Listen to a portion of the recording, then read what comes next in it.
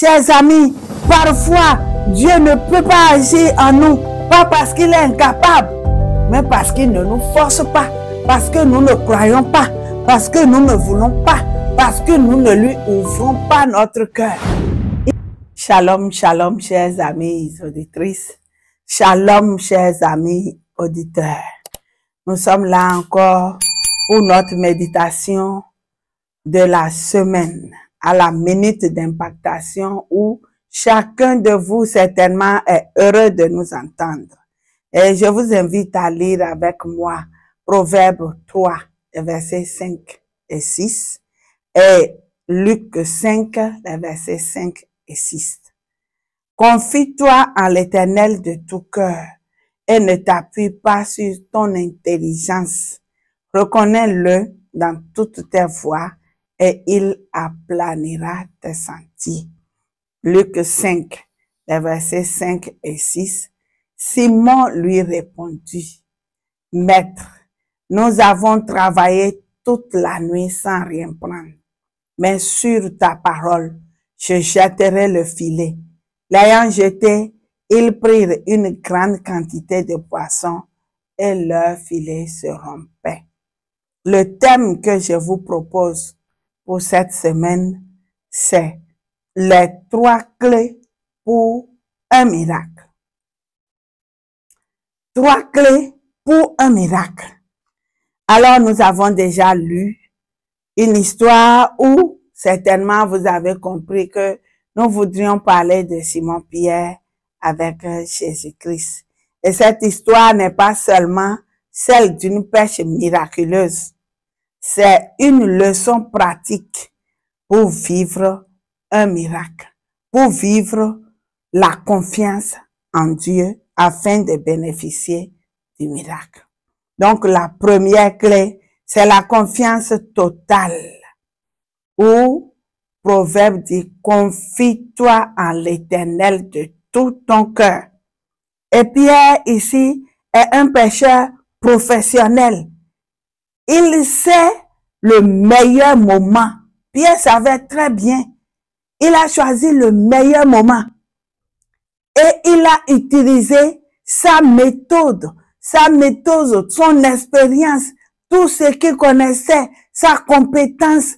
Il a mis tout en valeur, tout son dynamisme au cours de la nuit, pendant la pêche.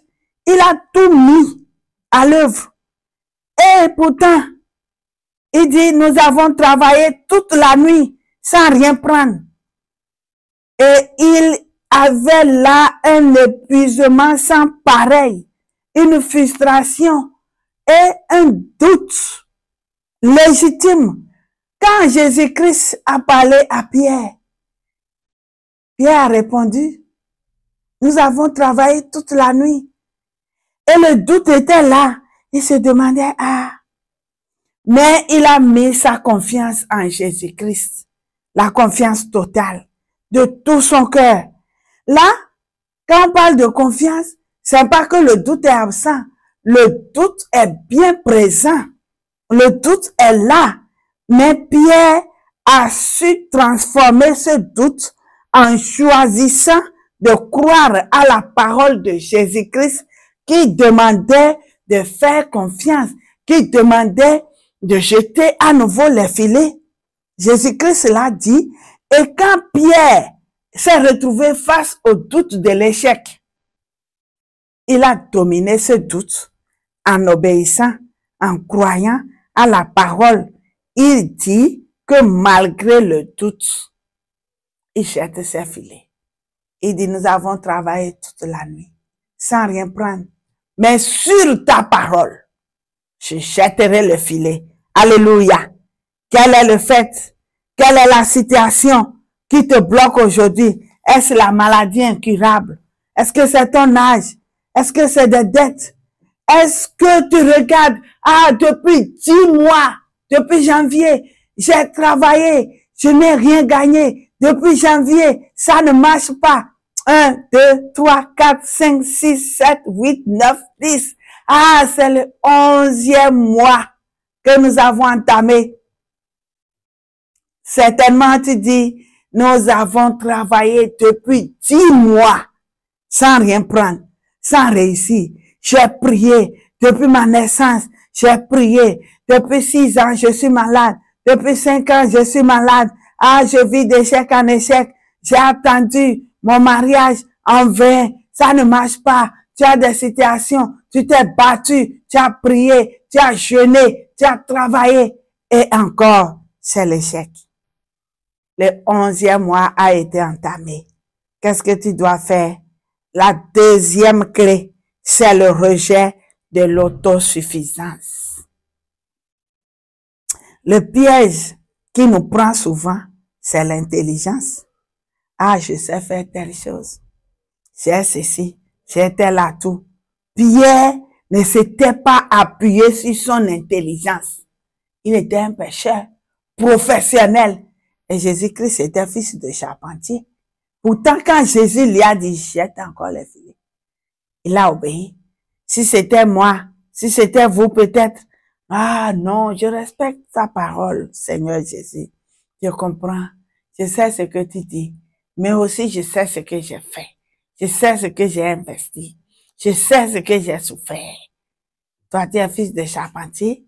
Je suis pêcheur professionnel. Pierre n'a pas fait ça.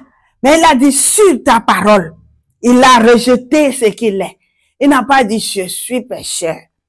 Qu'est-ce que vous dites? Je suis riche. Je suis dynamique. J'ai des diplômes. Vous gardez votre CV. Vous gardez une chemise dans laquelle sont empilés vos diplômes. Vos compétences sont dans votre tête et vous les gardez. Vous savez que je fais ci, je sais faire ça. Je peux aller, j'ai telle relation, j'attends telle, j'ai telle qui vient avec ceci. Ah non. Ah non. Cette deuxième clé nous invite à rejeter l'autosuffisance. Ce que nous sommes ne compte pas. Mais c'est Jésus-Christ qui fait tout pour nous. C'est pourquoi quand il a dit à Pierre, jetez les filets à nouveau, Pierre a obéi sur la parole de Jésus-Christ. Il a obéi avec confiance. Et c'est ce que je vous invite à faire, chers amis auditrices, chers amis auditeurs, chers frères et sœurs. Vous devez comprendre que Pierre a mis son expertise de côté. Il s'est humilié devant l'ordre de Jésus-Christ. C'est même là ce qui nous amène à comprendre l'essentiel dans le miracle. Abandonner notre intelligence, notre personnalité, ce que nous sommes, et obéir à Dieu. Obéir parce que nous avons confiance. Quel que soit celui qui nous parle, nous avons confiance. Nous avons reçu de Dieu. Chers amis, parfois, Dieu ne peut pas agir en nous, pas parce qu'il est incapable, mais parce qu'il ne nous force pas, parce que nous ne croyons pas, parce que nous ne voulons pas, parce que nous ne lui ouvrons pas notre cœur.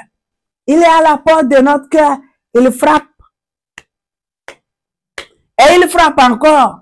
Il attend qu'on lui ouvre la porte, qu'il entre et qu'il réussisse avec nous. Depuis plus de 2000 ans, la victoire a été accomplie sur la croix où Jésus-Christ a dit tout est accompli. Nous avons eu la victoire.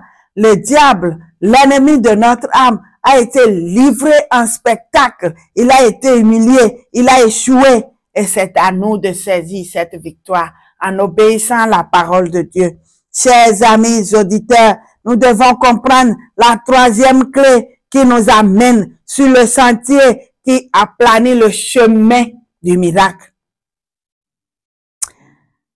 Quand Jésus-Christ a dit à Pierre, jette tes filets, il a dit sur ta parole.